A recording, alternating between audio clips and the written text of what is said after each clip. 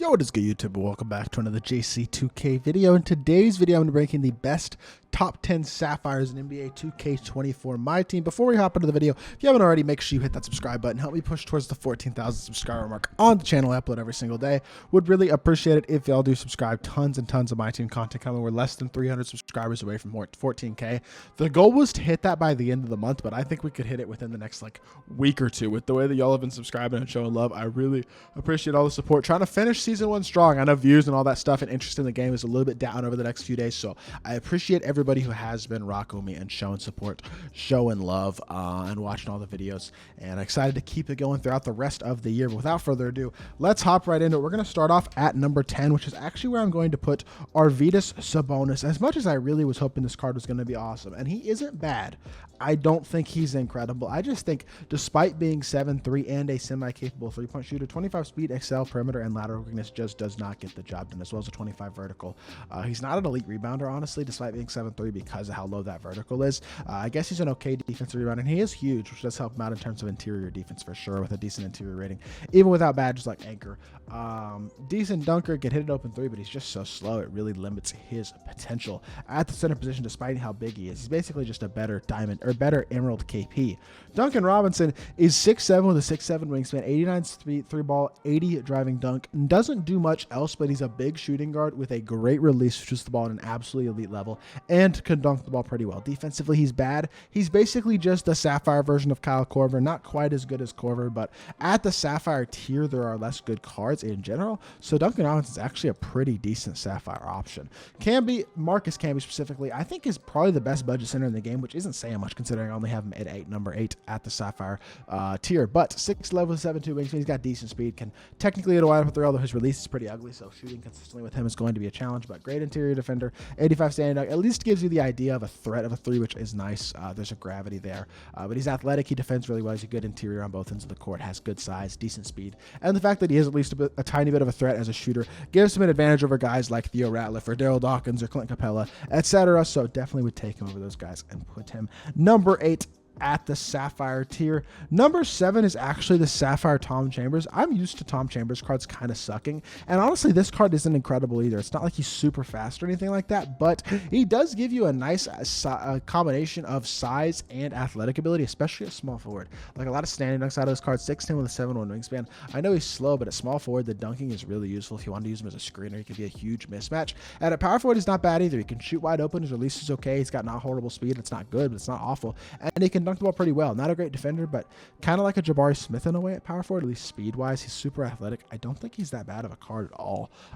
Number 6 is going to be Brandon Jennings, who is definitely one of the best offensive guards in the game still, especially among budget cards. Unfortunately, just does not defend at all, and honestly his 3-ball is not that incredible either. He's got a couple decent shooting badges on silver and bronze. Silver blinders, gold or bronze catch, claymore, and guard up. Gold speed booster though, silver below by break starter, handles for days, unpluckable, things of that nature. 89 speed and excel, really good release, and can dunk wide open. I understand he doesn't defend at all, but he moves pretty well. Release is great. He does have Steph Curry escape as well, the Curry slide, and overall it's just really, really good as an overall card on the offensive end of the court. Defensively he's bad, but offense is important enough, and he's a good enough scorer where he does get a spot pretty high on the list. Wesley Matthews is going to come in at number 5 for me. Wes Matthews, again, 3-and-D with an amazing release at shooting guard. That's what he is. He's not fast, but he's not horribly slow.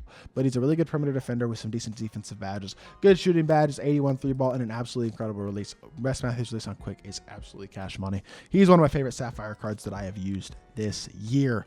Trevor Ariza, 3-and-D. That's the name of the game with Trevor Ariza. He's going to be a solid option, kind of like guys like Robert Covington and Jordan Walsh at the Emerald tier. 6'8" with a 7'2" wingspan, decent speed, 83 ball, 80 driving dunk, 80 perimeter, lateral, and steal. Interior and block aren't great, but he's got good size at 6'8", like I said. Silver glove and interceptor, bronze challenger and clamps, silver chase down a pogo stick, gold off-ball pass, silver bailout break starter, silver catch and shoot corner specialist, and then silver posterizer fast twitch as well. Nice, pretty well-rounded card for a Sapphire. Release is okay, and overall a pretty darn good option at that 3.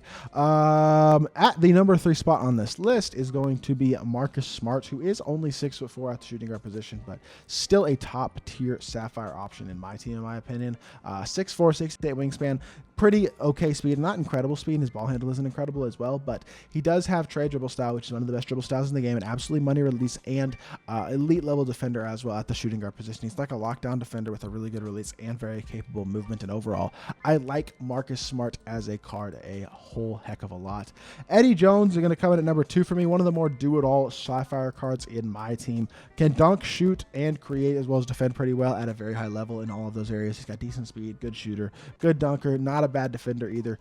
Pretty okay, well-rounded badges as well. Silver glove and pick dodger, bronze challenger and clamps. He's got handles for days, couple shooting badges, and bronze fast twitch. Release honestly isn't that bad either. D-book dribble style is definitely one of the best in the game. The push cross that it gets is really, really good. And overall, he is a great, great card. But at number 1, going to go with GP2, Gary Payton. Not GP2, I'm sorry, just Gary Payton, the first. 6'4" with a 6'7" wingspan, 83 speed and excel. Elite defensive PG, can hit an open 3, not going to really dunk the ball much. A little bit of playmaking ability, but mainly just an exceptional defensive point guard. But the versatility and value that he gives you as a free card, because you can get this card for free with 5 steals. That's literally it. He is such a nice card. The defensive value is absolutely phenomenal. Budget card like Jason Kidd, but honestly, as good or better, and a phenomenal option at the Sapphire tier. So with that being said, that is going to do it for this video. I hope y'all did enjoy. Let me know what y'all think of my list in the comment section down below. If there's anything you change, feel free to let me know. And if you did enjoy the video, make sure you hit that like button, leave a comment, and subscribe. I'll be back with more 2K content very, very soon, and I appreciate y'all. Peace.